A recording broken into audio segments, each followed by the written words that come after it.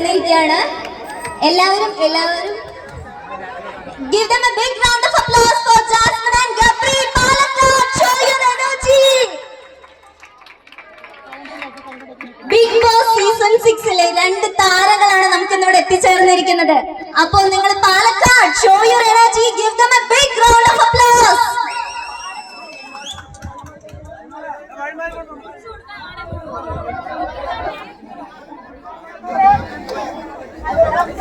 Audience നിങ്ങൾ അവിടെ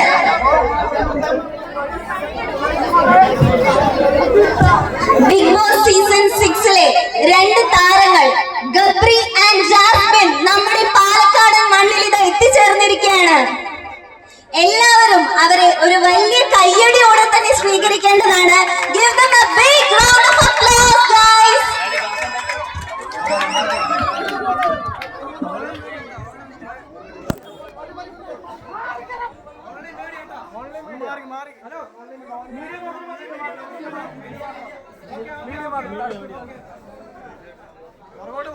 showroom വിസിറ്റിന് ശേഷം നമ്മളിവിടെ സ്റ്റേജിൽ എത്തിച്ചേരുന്നതാണ്.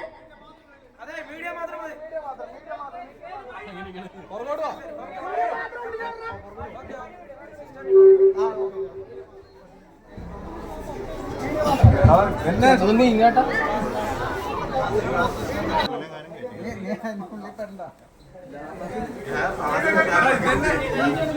ഒന്ന് കേപ്പ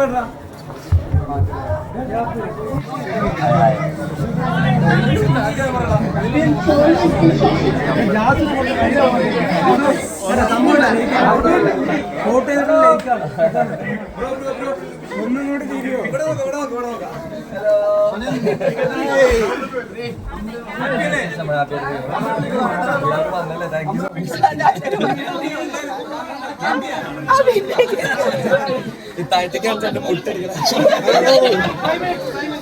ഞാൻ ഇത്രയും പ്രതീക്ഷിച്ചില്ല. ഒരുപാട് നന്ദിയുണ്ട്.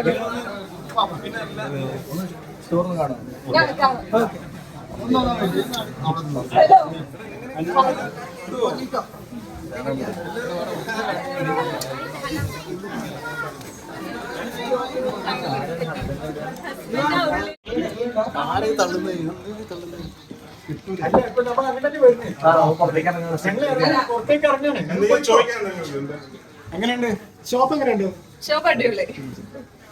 ആദ്യത്തെ ഉദ്ഘാടനമാണ്. എങ്ങനെയുണ്ടായിരുന്നു? ഞാൻ ഇന്നലെ നിങ്ങൾ ചോദിച്ചപ്പോ പറഞ്ഞല്ലോ എനിക്ക് നല്ല ടെൻഷൻ. പക്ഷേ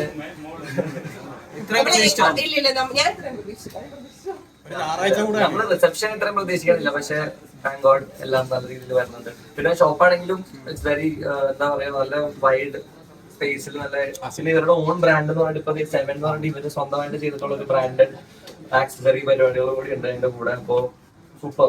ഒരു ഞായറാഴ്ച കൂടെയാണ്. അപ്പൊ ഇത്രയും തിരക്ക് പ്രതീക്ഷയായിരുന്നു? അല്ല, തിരക്ക് നമ്മൾ പ്രതീക്ഷിക്കുന്നല്ലോ, തിരക്ക് ഉണ്ടാവുന്നതല്ലേ. ഓക്കെ, നമുക്ക് പുറത്തേക്ക് ഇറങ്ങാം.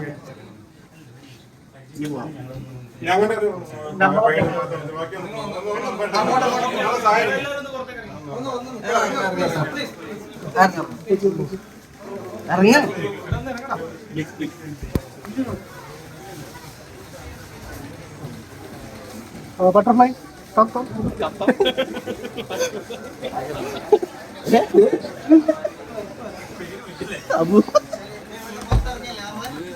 എത്രയും മറച്ചു പിടിക്കുന്ന അറിയത്തില്ല. പാലക്കാട് ഇത്രയും സ്നേഹം കാണുമെന്ന് സത്യമായിട്ടും ഞാൻ എക്സ്പെക്ട് ചെയ്തതല്ല. എനിക്ക് എന്ത് പറയണമെന്ന് കിട്ടുന്നില്ല. കൈകാലി പറിക്കുന്നുണ്ട് കുറച്ച്. പക്ഷെ പാലക്കാടുള്ളവർക്ക് നിങ്ങൾ ഫേമസ് ആണ്, സുപരിചിതരാണ്, ഫാമിലി പോലെയാണ്. നമുക്ക് നെല്ല് ഇവർക്ക് കുറച്ച് കാര്യങ്ങളൊക്കെ അറിയണ്ടോ? കുറച്ച് ചോദ്യങ്ങളായിട്ട് ചോദിച്ചാലോ? ഓക്കെ, അപ്പോ എന്താണ് ആദ്യം ചോദിക്കേണ്ടത് വെച്ചാ, സീസൺ 6 അകത്തും പുറത്തൊക്കെ ഒരു കോളിളക്കം സൃഷ്ടിച്ചൊരു സീസൺ തന്നെയായിരുന്നു അല്ലേ? അതിന്റെ ഉള്ളിൽ കോളിളക്കം സൃഷ്ടിച്ച 2 ആൾക്കാരും കൂടെയാണ് നിങ്ങള്, ലൈക്ക് ഇൻ പോസിറ്റീവ് സെൻസ്. അപ്പോ നിങ്ങൾക്ക് പുറത്തു വന്നതിന് ശേഷം ഒരുപാട് നെഗറ്റിവിറ്റി കേട്ടിട്ടുണ്ടാവാം, പോസിറ്റിവിറ്റിയും കേട്ടിട്ടുണ്ടാകാം. പോസിറ്റിവിറ്റി ഇപ്പൊ തന്നെ കണ്ടില്ലേ, ഒരുപാട് പേര് നിങ്ങളെ സ്നേഹിക്കാനുണ്ട്. അപ്പോ ഈ നെഗറ്റിവിറ്റിയും കാര്യങ്ങളും ഇതൊക്കെ നിങ്ങൾ എങ്ങനെയാണ് തരണം ചെയ്തത്? അതിനുള്ളൊരു മോട്ടിവേഷൻ വേണമല്ലോ, അതെങ്ങനെയായിരുന്നു? ഞങ്ങള് അങ്ങനെ നെഗറ്റീവ് പോസിറ്റീവ് എന്നുള്ള ഒരു ഭയങ്കര ഇതിലൊന്നും എടുത്തില്ല. ഇപ്പൊ എന്നോട് ഗബ്രി ഒരു വട്ടം പറഞ്ഞുള്ളൊരു കാര്യമാണ്, നിനക്ക് ഭയങ്കര പോസിറ്റീവ് കിട്ടി എന്ന് പറഞ്ഞത് ഞാൻ ഒരുപാട് എന്താ പറയാ സന്തോഷിച്ച് ഭയങ്കര ഇതും ആവരുത്, എന്നാൽ നെഗറ്റീവ് ഉണ്ടെന്ന് പറഞ്ഞ് ഡിപ്രസ് ആവുകയും ചെയ്യരുത്, ഗ്രൗണ്ടഡ് ആയിട്ട് എപ്പോഴും നിൽക്കുക എന്നുള്ളത്. സോ അത്ര ഒരു ഇതിലേ ഞാൻ എടുത്തിട്ടുള്ളൂ. എന്താ നെഗറ്റീവില് ഭയങ്കര സങ്കടപ്പെടാനും നിന്നിട്ടില്ല, പോസിറ്റീവില് ഭയങ്കര സന്തോഷിക്കാനും നിന്നിട്ടില്ല. ഒരു മീഡിയം സ്റ്റേജിൽ അങ്ങനെ പോകുന്നു. ഇത് തന്നെയാണ് ഞാൻ ഷോന്റെ അകത്ത് വെച്ച് പറഞ്ഞിട്ടുള്ള സെയിം കാര്യം തന്നെയാണ്. Balance of life is what I believe in. എന്താ പറയുക, സന്തുലിതാവസ്ഥ സംതിങ് ആണ് മലയാളത്തിൽ, എനിക്ക് കറക്റ്റായിട്ട് അറിയില്ല. ലൈഫിൽ ഒരു ബാലൻസ് കീപ്പ് ചെയ്യാൻ ആഗ്രഹിക്കുന്ന ഒരാളാണ് ഞാൻ. ഒരുപാട് സന്തോഷം ഉണ്ടായി കഴിഞ്ഞാൽ നമുക്ക് സന്തോഷത്തോട് മടുപ്പ് തോന്നും, വിഷമം മാത്രമായി കഴിഞ്ഞാൽ നമ്മൾ ഡിപ്രസ്ഡ് ആവും. അപ്പൊ രണ്ടിന്റെയും ഇടയിൽ ഒരു ബാലൻസിൽ ഒരു സന്തോഷം ഉണ്ടായി കഴിഞ്ഞാൽ ഒരു വിഷമം ഉണ്ടാവുന്നതിൽ നമുക്ക് പ്രത്യേകിച്ച് പ്രശ്നമൊന്നും ഉണ്ടാവില്ല എന്ന് വിശ്വസിക്കുന്ന ഒരാളാണ് ഞാൻ. പിന്നെ എന്തെങ്കിലും ആത്മാർത്ഥമായിട്ട് നമ്മൾ ആർക്കെങ്കിലും എന്തെങ്കിലും ചെയ്തു കൊടുത്തിട്ടുണ്ടെങ്കിൽ ദൈവം ഏതെങ്കിലും ഒരു അവസരത്തിൽ ഉറപ്പായിട്ടും നമുക്ക് നല്ലത് തന്നെ തിരിച്ചു തരും എന്ന് വിശ്വസിക്കുന്ന ഒരാളും കൂടിയാണ് ഞാൻ. അപ്പോൾ നെഗറ്റീവ് ഉണ്ടായിട്ടുണ്ടെങ്കിലും ഒരു ഇറക്കം കഴിയുമ്പോൾ ഒരു കയറ്റം എന്തായാലും വരും. അപ്പോൾ ആ കയറ്റത്തിലാണ് ഇന്ന് ഞങ്ങൾ ഇവിടെ നിൽക്കുന്നത്. അപ്പോൾ ആ ഒരു അവസരത്തിൽ ഈ കയറ്റത്തിനെ കുറിച്ച് ഒരുപാട് സന്തോഷമുണ്ട്. So sweet. നിങ്ങൾക്ക് ഇപ്പൊ നമ്മൾ പറയുകയാണെങ്കിൽ life before Bigg Boss and life after Bigg Boss നല്ല വ്യത്യാസമില്ലേ? അതെങ്ങനെ, അതിനെ കുറിച്ച് എന്താ പറയാനുള്ളത്? എന്തൊക്കെ വ്യത്യാസം തോന്നിയിട്ടില്ല?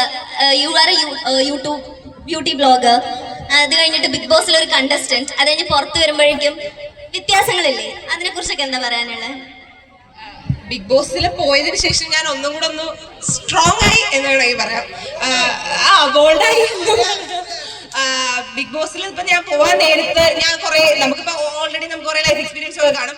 പക്ഷെ അവിടെ നമ്മൾ 3 മാസം നിൽക്കുന്നത് നമ്മുടെ ജീവിതത്തിൽ നമ്മൾ അനുഭവിക്കാവുന്ന എല്ലാ നല്ലതും ചീത്തയുമായിട്ടുള്ള കുറെ അനുഭവങ്ങൾ എനിക്ക് അവിടെ ഉണ്ടായിട്ടുണ്ട്. സോ ഞാൻ പുറത്തിറങ്ങിയപ്പോൾ അത്യാവശ്യം നല്ല രീതിയിൽ സ്ട്രോങ് ആയി, ബോൾഡായി, എല്ലാ കാര്യങ്ങളും ഒന്നും കൂടെ കാര്യങ്ങൾ കൈകാര്യം ചെയ്യുന്നതിൽ കുറച്ചുകൂടി മെച്യൂർഡ് ആയിട്ടുണ്ട്. അതൊക്കെ തന്നെ. ഞാൻ ഈ ഒരു ഹൈ ഇതിനു മുമ്പ് കുറച്ച് അനുഭവിച്ചിട്ടുള്ള ഒരാളാണ് ഞാൻ. 2019 എൻ്റെ ആദ്യത്തെ സിനിമ റിലീസ് ചെയ്യുന്ന സമയത്ത് ഇതുപോലെ ആളുകൾ റെക്കഗ്നൈസ് ചെയ്യുന്നതും നമ്മുടെ അടുത്ത് വന്ന് സംസാരിക്കുന്നതും ഫോട്ടോ എടുക്കുന്നതും ഞാൻ ഒരു പ്രാവശ്യം ചെറുതായിട്ടൊന്നും അനുഭവിച്ചിട്ടുള്ളൂ. പക്ഷേ ബിഗ് ബോസിൻ്റെ ഒരു റീച്ച് എന്ന് പറയുന്നത് അൺബിലീവബിൾ ആണ്. ഇത് നമുക്ക് ഒരു നാട്ടുമ്പുറത്തെ ചായക്കടയിൽ, അതായത് പാലക്കാട് ഏതെങ്കിലും ഒരു നാട്ടുമ്പുറത്തെ ചായക്കടയിൽ മാസ്ക് വെച്ച് ഞാൻ അവിടെ പോയി ഇരുന്ന് കഴിഞ്ഞാലും ആൾക്കാർ തിരഞ്ഞ് കണ്ടുപിടിച്ച് മനസ്സിലാക്കുന്ന രീതിയിൽ നമ്മുടെ മുഖം രജിസ്റ്ററായി, വോയിസ് രജിസ്റ്ററായി. അപ്പോൾ അങ്ങനെ ഒരു ഇതിൽ നമുക്ക് ആ ഒരു റെക്കഗ്നിഷനാണ് ഏറ്റവും വലിയ ഡിഫറൻസ് ആയിട്ട് എനിക്ക് ബിഗ് ബോസിൽ നിന്ന് തോന്നിയിട്ടുള്ളത്. പിന്നെ കുറച്ച് പേര് സ്നേഹിച്ചു കൊടുത്തപ്പോൾ ഒരുപാട് പേര് സ്നേഹിക്കാനും, കുറച്ച് പേര് കല്ലെറിഞ്ഞു കൊടുത്തപ്പോൾ ഒരുപാട് പേര് കല്ലെറിയാനും ഉണ്ട്. So that's the perks and downsides of being on Bigg Boss. അപ്പോൾ മൂവീസിനെ പറ്റി പറഞ്ഞല്ലോ, ജസ്റ്റ് തുടക്കമല്ലോ. അപ്പൊ ഇനി പുതിയ മൂവീസ് പത്നി പുരാണം അത് വരുന്നുണ്ട്, ബാക്കിയുള്ള മൂവീസ്, കമ്മിറ്റ്മെന്റ്സ്, അതിനെ കുറിച്ച് എൻ്റെ ഇനി അടുത്തതായിട്ട് ഏറ്റവും ഞാൻ ആൻറ്റിസിപ്പേറ്റ് ചെയ്തിരിക്കുന്ന ഒരു സിനിമ ഞാൻ ഹിന്ദിയിൽ ചെയ്തൊരു പടമാണ്. ഞാൻ ത്രൂ ഔട്ട് ഹിന്ദിയിൽ ലീഡായിട്ടൊരു പടം ചെയ്ത് വെച്ചിരുന്നു ബിഗ് ബോസിൽ പോകുന്നതിന് മുമ്പ്. അതൊരു ഇന്റർനാഷണൽ ഫിലിം ഫെസ്റ്റിവലിലേക്ക് അയക്കാൻ വേണ്ടി ഞങ്ങൾ ചെയ്തൊരു സിനിമയാണ്. മറാഠി ക്യാരക്ടറാണ് ഞാൻ ചെയ്തിട്ടുള്ളത്. അതാണ് ഇനിയിപ്പോൾ ഏറ്റവും കൂടുതൽ പ്രതീക്ഷയോടെ ഞാൻ കാത്തിരിക്കുന്ന സിനിമ. കാരണം ഞാൻ ഒരുപാട് സ്ട്രഗിൾ ചെയ്ത് അഭിനയിച്ചൊരു സിനിമയാണ്. എൻ്റെ അഭിനയത്തിൻ്റെ ട്രാൻസിഷൻ വന്നൊരു സിനിമ എന്ന് വേണമെങ്കിൽ പറയാൻ പറ്റും. അപ്പോൾ അതാണ് ഏറ്റവും ഇമ്പോർട്ടൻ്റ് ആയിട്ടുള്ള സിനിമ. അത് ഏതെങ്കിലും OTT പ്ലാറ്റ്ഫോമിൽ അധികം വൈകാതെ വരും. പിന്നെ ഞങ്ങൾ ബുസാൻ, സൺഡാൻസ് എന്നൊക്കെ പറഞ്ഞിട്ട് കുറച്ച് ഇന്റർനാഷണൽ ഫിലിം ഫെസ്റ്റിവലിലേക്കും ഇന്ത്യയിൽ കുറച്ച് ഫിലിം ഫെസ്റ്റിവലിലേക്കൊക്കെ അയച്ചിട്ടുണ്ട്. അപ്പോൾ അത് ഒന്ന് സെലക്ട് ആയി കഴിഞ്ഞിട്ടുണ്ടെങ്കിൽ അതിൽ നിന്ന് രക്ഷപ്പെടും.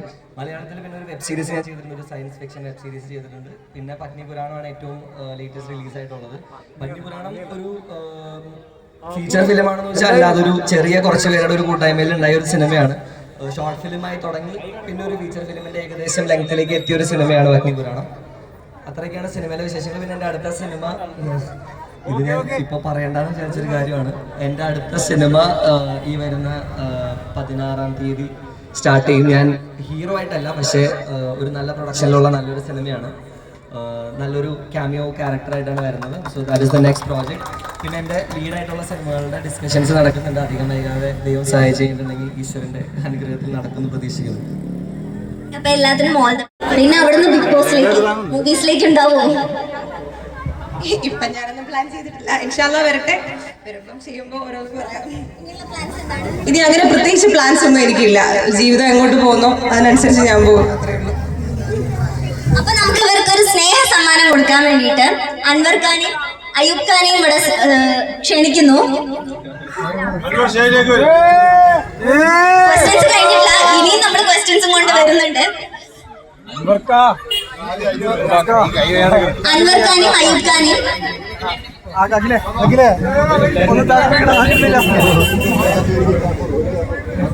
ായിട്ട് അൻവർ ഖാനും അയൂബ് ഖാനും സ്കൈഫോണിന്റെ ഹാമ്പർ നൽകുന്നതിനായി സ്കൈഫോണിന്റെ 7 ബ്രാൻഡിന്റെ ഹാമ്പർ നൽകുന്നതിന് വേണ്ടിയിട്ട് ഞാൻ അൻവർ ഖാനെയും അയ്യൂബ് ഖാനെയും ക്ഷണിക്കുന്നു. Give them a big round of applause, guys. ഇത്രയും സൈലന്റ് ഓഡിയൻസ് ആവല്ലേ?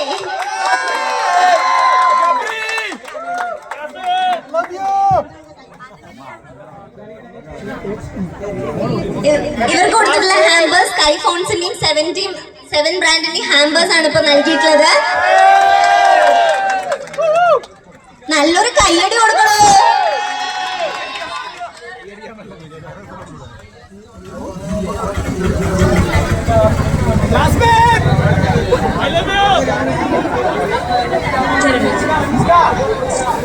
ചോദിക്കാനുണ്ടെങ്കിൽ ഞങ്ങൾ അത് ഉത്തരം പറയാൻ റെഡിയാണ്.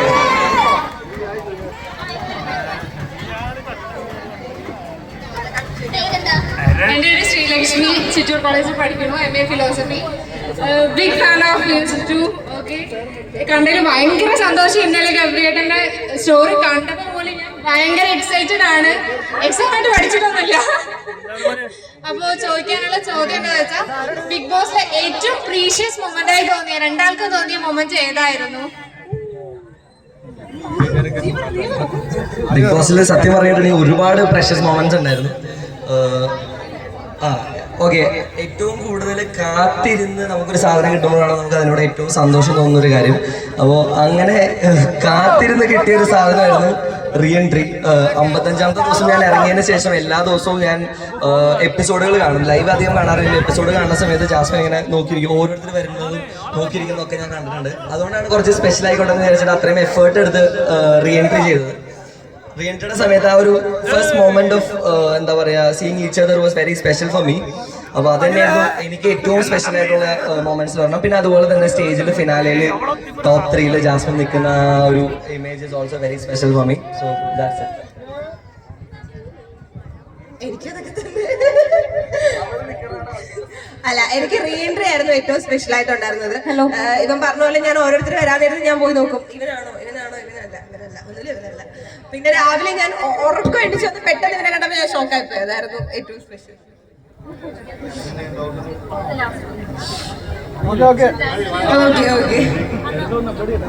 ഇനി ആർക്കെങ്കിലും ചോദിക്കാനുണ്ടോ? ഇല്ലേ? അവിടെ കുറെ ആളുകളുണ്ടല്ലോ. നിങ്ങൾക്ക് കിട്ടിയൊരു ചാൻസ് ആണ്. പാലക്കാട്ടുകാർക്ക് എന്താ ചോദിക്കാനുള്ളതെന്ന് ആർക്കെങ്കിലും ചോദിക്കാനുണ്ടോ?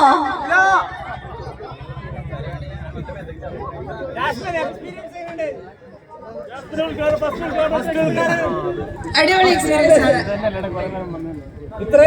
നമുക്കൊരാൾ വന്നിട്ടുണ്ട്. ഹായ് ഭയങ്കര ഫാനാണ്. എപ്പോഴും ബിഗ് ബോസ് കാണാറുണ്ട്. ആ ഒരു ടൈം ആകുമ്പോൾ വെയിറ്റ് ചെയ്യും. ജാസ്മിൻ്റെയും ഗബ്രീൻ്റെയൊക്കെ ആ ഒരു കോംബോവും അതൊക്കെ കാണാൻ. ഗെയിമൊക്കെ അടിപൊളിയായിരുന്നു. പിന്നെ ഗബ്രീൻ്റെ ആ വോയിസ് അടിപൊളിയാണ്. ആ രീതി ടോർക്ക് ചെയ്യണത് അടിപൊളിയാണ്. പിന്നെ ഫാമിലിയൊക്കെ വന്നപ്പോൾ ജാസ്മിനെ ഇതൊക്കെ എന്തായിരുന്നു ഫീൽ? സന്തോഷം. നമുക്ക് ആരുമില്ലാതെ നിന്നിരുന്നൊരു സിറ്റുവേഷൻ ആയിരുന്നു എനിക്കത്. ഇവനില്ല, എല്ലാവരും പോയി നിന്ന് ഞാൻ മൊത്തത്തിൽ തകർന്നൊരു സിറ്റുവേഷനിലാണ് ഫാമിലി വന്നത്. അപ്പൊ എനിക്ക് എന്താ പറയാ, ഒരു 2% ചാർജ് വന്ന ഒരാള് 100% ചാർജ് കൊടുത്ത ഒരു ഫീൽ ആയിരുന്നു എനിക്ക് ഫാമിലി വന്നപ്പോൾ.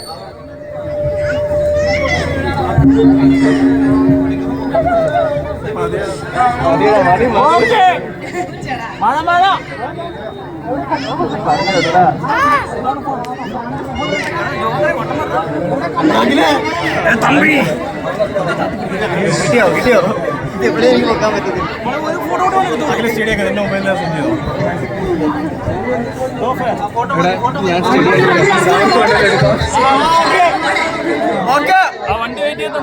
ഇനി ആർക്കെങ്കിലും ചോദിക്കാനുണ്ടോ? ജാസ്മിനത്തെ ജിൻഡോക്കാക്കന്റെ പാട്ട് പാടും. ആ പാട്ട് അതവര് റീമിക്സ് ചെയ്തുണ്ടാക്കിയല്ലേ. ജിൻഡോ കാക്കാന്ന് വേണോ ഞാൻ വിളിക്കാം. ജിൻഡോ കാക്ക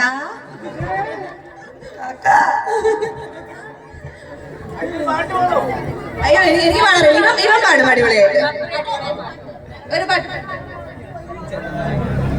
എനിക്ക് ഗബ്രിയുടെ അടുത്ത് അതേ ചോദ്യം തന്നെ ചോദിക്കാനുള്ളത്. ഗബ്രിയുടെ ഏറ്റവും വലിയ ടാലന്റ് ഈ കാണുന്ന ഗ്ലാമർ സുന്ദരനാണ് സുമകനാണ് അതൊക്കെ ഞങ്ങൾക്കറിയാം. പക്ഷെ ടാലന്റ് പാട്ടാണ്. പക്ഷെ ബിഗ് ബോസിൽ ഗബ്രിയുടെ പാട്ട് കൂടുതലായിട്ട് കേൾക്കാൻ പറ്റിയില്ല. എനിക്ക് തോന്നുന്നു ആ ടാലന്റ് ഷോക്കേസ് ചെയ്യാൻ പറ്റിയിട്ടില്ല എന്ന് തോന്നുന്നു. 2 ലാലേട്ടൻ ചീത്ത പറയുന്ന സമയത്ത് ഗബ്രി ഭയങ്കരമായിട്ട് വാടി പോകണമായിട്ട് കണ്ടിട്ടുണ്ട്. ജാസ്മിൻ ആ പ്രശ്നമല്ല, ജാസ്മിൻ വളരെ കൂളാണ് ഹാൻഡിൽ ചെയ്യുന്നത്. ഒന്നത്. 2 ആൾക്കും ഏറ്റവും കൂടുതൽ സ്നേഹമല്ല റെസ്പെക്റ്റ് തോന്നിയ കഥാപാത്രം അവിടെ ഉണ്ടായിരുന്ന ആരോടാണ് റെസ്പെക്ട് തോന്നിയത്. 2 ഗബ്രി എന്തുകൊണ്ട് പാട്ട് ഷോക്കേസ് ചെയ്തില്ല എന്നുള്ളൊരു ക്വസ്റ്റ്യനാണ് ചോദിക്കാറ്. ആദ്യം തന്നെ പാട്ടിൻ്റെ കാര്യം പറയാം. ഞാൻ അങ്ങനെ പാട്ട് പാടുന്ന ഒരാളല്ല. എനിക്ക് മ്യൂസിക് ഭയങ്കര ഇഷ്ടമാണെങ്കിലും I don't consider myself a singer. പിന്നെ ബാത്റൂമിൽ അവിടെ ഇവിടെ കേട്ട് നിന്ന് പാടി ശീലിച്ചിട്ടുള്ള ഒരു ശീലം മാത്രമേ ഉള്ളൂ. അതുകൊണ്ടാണ് ബിഗ് ബോസിൽ അധികം. പിന്നെ ഞാൻ പാട്ട് പാടിയൊന്നും അവർ കാണിച്ചിട്ടില്ല എന്നാണ് എനിക്ക് തോന്നുന്നത്. ഞാൻ പാട്ടൊക്കെ പാടിയിട്ടുണ്ട്. ഞാൻ 24 മണിക്കൂർ ഇങ്ങനെ പാടി നടക്കുന്ന ഒരാളാണ്. പിന്നെ എന്താണ് വേറെ എന്താണെന്ന് ചോദിച്ചതല്ല, ലാലേട്ടൻ എന്തോ കാര്യം ചോദിച്ചു. ലാലേട്ടൻ ചീത്ത പറയുമ്പോൾ അത് ഞാൻ എങ്ങനെയാ പറയാ, അത് നമ്മള് ജനിച്ചപ്പോൾ തൊട്ട് കണ്ടു വളർന്ന ഒരു മുഖം, നമ്മൾ അത്രയും സ്നേഹത്തോടെ അത്രയും ആരാധിച്ച് കാണുന്ന ഒരു മുഖം നമ്മുടെ മുമ്പിൽ നിന്ന് നമ്മുടെ പേര് പറഞ്ഞ് ചീത്ത വിളിക്കുമ്പോൾ ആരാണെങ്കിലും കിളി പോകും. ആദ്യത്തെ ആഴ്ച ഞാൻ ഇരുന്നു പോയതാണ്. അതിനുശേഷം പിന്നെ പതുക്കെ അതൊരു ശീലമായി കഴിഞ്ഞപ്പോൾ ഓക്കെ വന്നു. പക്ഷെ എന്നാലും ലാലേട്ടൻ നമ്മുടെ പേര് പറയാ എന്ന് തന്നെ ഞാനൊരു ഭാഗ്യമായിട്ടാണ് കാണുന്നത്. So that's that. ഓക്കെ, ഏറ്റവും റെസ്പെക്ട്ഫുൾ ആയിട്ട് തോന്നിയിട്ടുള്ള ഒരാള് എനിക്ക് ബിഗ് ബോസിൽ ചെന്നപ്പോൾ തൊട്ട് ആദ്യം തൊട്ട് ഏറ്റവും റെസ്പെക്ട്ഫുൾ ആയിട്ട് തോന്നിയിട്ടുള്ളത് അതിൻ്റെ ഒരു ക്രൂ മെമ്പറിനെയാണ്. അത് ഞങ്ങൾ കഴിഞ്ഞതിന് ശേഷം ഞാൻ എൻ്റെ ഇന്റർവ്യൂ സ്റ്റേജിൽ പരിചയപ്പെട്ട ഒരാളാണ്. അതിനുശേഷം ഞാൻ എവിക്റ്റ് ആയതിനു ശേഷമാണ് ആളോട് സംസാരിക്കുന്നത്. ആളുടെ പേര് ഞാൻ പറഞ്ഞിട്ടുണ്ടെങ്കിൽ ആൾ അത്ര കംഫർട്ടബിൾ ആയിരിക്കില്ല. So he's he's my favourite person in Bigg Boss. ആളാണ് എനിക്ക് ഏറ്റവും നല്ലൊരു രീതി എങ്ങനെ പോകണം എന്ത് ചെയ്യണം എന്നുള്ള രീതിയിൽ പറഞ്ഞു തന്നത്, മോട്ടിവേഷൻ ആണെങ്കിലും. So he's A special person. His name starts with a. അത്ര ഞാൻ പറയാം. പാട്ട് പാടണം. അപ്പൊ ഗബ്രിയുടെ ഒരു പാട്ട് കേട്ടാലോ? എനിക്ക് ചെറിയൊരു പനി പഠിച്ചിട്ട് ത്രോട്ട് ഇൻഫെക്ഷൻ ആയിട്ട് ഇരിക്കുകയായിരുന്നു. ഞാൻ അലമ്പായി കഴിഞ്ഞിട്ടുണ്ടെങ്കിൽ ഓൺലൈൻ എനിക്ക് കമന്റ്സ് കുറേ വരും. ഞാൻ പാടണോ? ഓക്കെ, ഞാനെങ്കിൽ ഒരു മറ്റേ കുറച്ച് കോൺട്രവേഴ്ഷ്യൽ ആയിട്ടുള്ളൊരു പാട്ട് പാടാം. ലാസ്റ്റ് പ്രൊമോയിൽ ഞാനൊരു പാട്ട് പാടി കഴിഞ്ഞപ്പോൾ അത് ഭയങ്കര പ്രശ്നമായിരുന്നു. ആക്ച്വലി ആ പാട്ട് അർത്ഥം വെച്ച് പാടിയതൊന്നുമല്ല, എനിക്ക് ഭയങ്കര ഇഷ്ടപ്പെട്ടൊരു പാട്ടാണ്. ഞാൻ എപ്പോഴും പാടി നടക്കുന്നൊരു പാട്ടാണ്. എന്തിന് വേറൊരു സൂര്യോദയത്തിൻ്റെ സെക്കൻഡ് സ്റ്റാൻസയാണ്. അപ്പോൾ 2 വരി പാടാം. അത് ഹൈപ്പിച്ചൊക്കെ പോയി കഴിഞ്ഞിട്ടുണ്ടെങ്കിൽ തൊണ്ട വലിഞ്ഞ അലമ്പാവും.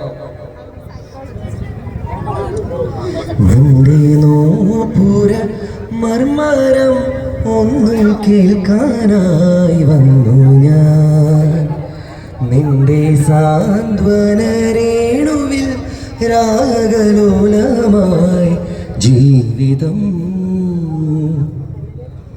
നീ കേട്ടില്ല, പിച്ച് കിട്ടില്ല, സോറി. കയ്യടി കൊടുത്തേ. ഒരു പാട്ടും കൂടെ പാടാം, ഒന്നിലായിട്ട് നിർത്തണ്ട, ഒന്നുകൂടെ ആയിക്കോട്ടെ. അതെ, ജാസ്മിന് വേണ്ടി ഡെഡിക്കേറ്റ് ചെയ്തിട്ട്, അല്ലെങ്കിൽ ഇന്നത്തെ ഇവന്റിന് വേണ്ടി ഡെഡിക്കേറ്റ് ചെയ്തിട്ട് ഒരു പാട്ടും കൂടെ.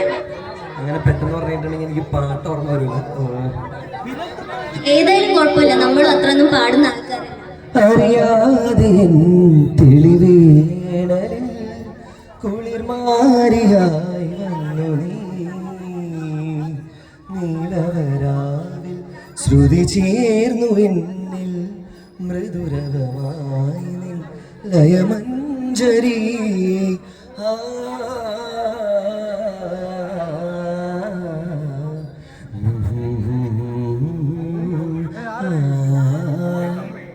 ജന്മം സഫലം എൻ ശ്രീരേഖയിൽ സ്വപ്നം മലരായി ഈ കൈക്കൊമ്പിളിൽ. Thank you. അടിപൊളി. ഈ കയ്യടി പോലെ നല്ലൊരു കയ്യടി കൊടുത്തേ. Can you please move out of the stage?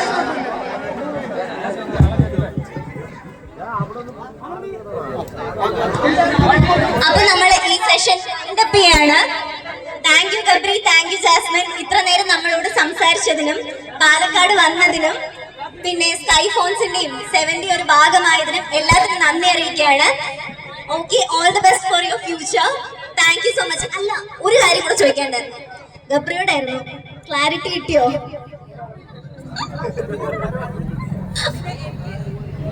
എനിക്ക് പാലക്കാട് ഇപ്പം നമ്മളെ കാണാൻ വന്ന എല്ലാവരോടും കുറെ പേര് ഫോട്ടോ എടുക്കാൻ വന്നു, കുറെ പേര് ഫോട്ടോ എടുക്കാൻ പറ്റാത്തവരുണ്ട്. എല്ലാവരോടും ഒരുപാട് ഒരുപാട് ഒരുപാട് താങ്ക്സ് ഉണ്ട്.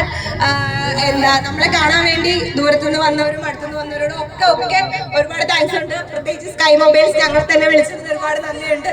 Thank you guys. ഒന്നുകൂടി വന്നതിനും നിന്നതിനും സ്നേഹിച്ചതിനും എല്ലാത്തിനും ഒരുപാട് നന്ദി. Thank you so much. നിങ്ങളുടെ ഈ ഒരു സപ്പോർട്ട് ഇനിയും ഉണ്ടാവുമെന്ന് പ്രതീക്ഷിക്കുന്നു. എൻ്റെ ഭാവിയിൽ സിനിമകളിലൊക്കെ വരുമ്പോൾ എല്ലാവരും പോയി കാണണം, പ്രാർത്ഥിക്കണം, വീട്ടുകാരോടൊക്കെ പറയണം, അന്വേഷിച്ചു. Thank you so much. It was very nice meeting you. Love you guys. Thank you so much guys. Thank you ഇവിടെ വന്നത്.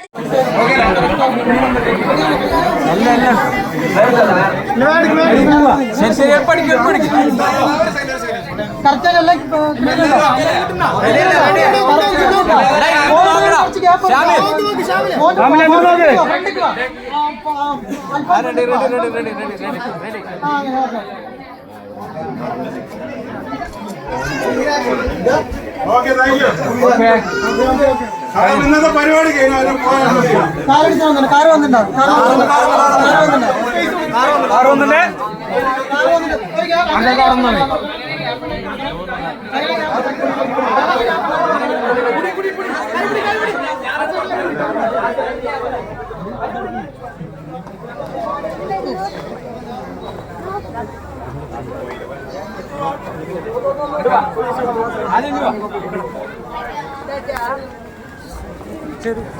ജാസ്മിൻ എങ്ങനെ ഉണ്ടായിരുന്നു? അടിപൊളിയായിരുന്നു.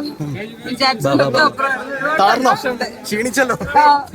ഒരുപാട് നന്ദിയുണ്ട് കേട്ടോ എല്ലാവരും വന്നതില്. പോട്ടെ.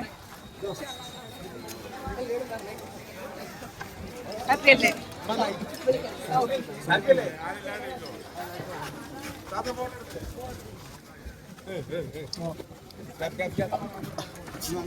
Okay bro, by.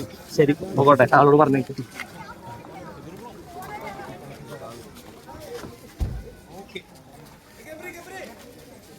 Bye bye. Thank you so much guys. Bye bye.